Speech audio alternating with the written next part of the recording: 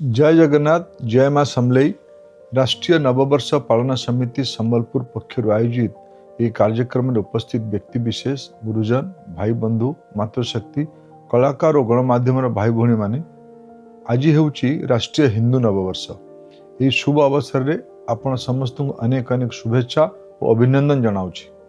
बंधुगण आज दिनटी केवल एक तारीख परिवर्तन दिन नुहे, यह होउची आमर सभ्यता संस्कृति वो मूल्यबोधर पुनर्जागरण दिन।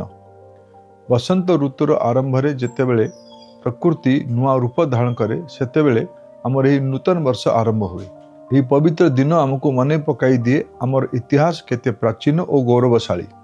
बंधुगण संबलपुर हेउची कला और संस्कृतिर प्राणकेन्द्र।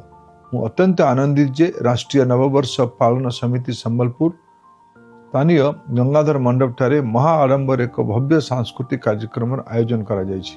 एही मंचरे हेबाकु थिबा सांस्कृतिक कार्यक्रम केवल मनोरंजन नुहे बरं आमर युवपीढ़ी को निज मूल सभ्यता सह जोड़िबार एक सर्वश्रेष्ठ माध्यम। जेतेबेले समाज निजर संस्कृति को सम्मान दिए सेतेबेले राष्ट्र परम वैभव को प्राप्त हुए।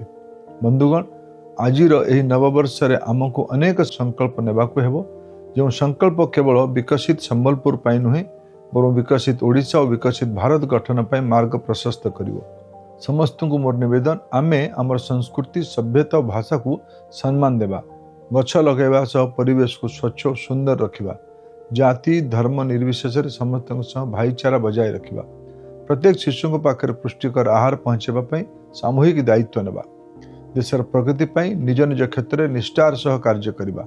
मोर दृढ़ विश्वास संबलपुर माटीरू नैथिबा संकल्प गुड़िक समग्र ओडिशा और भारत वर्ष एक नूतन चेतना सृष्टि करिवो।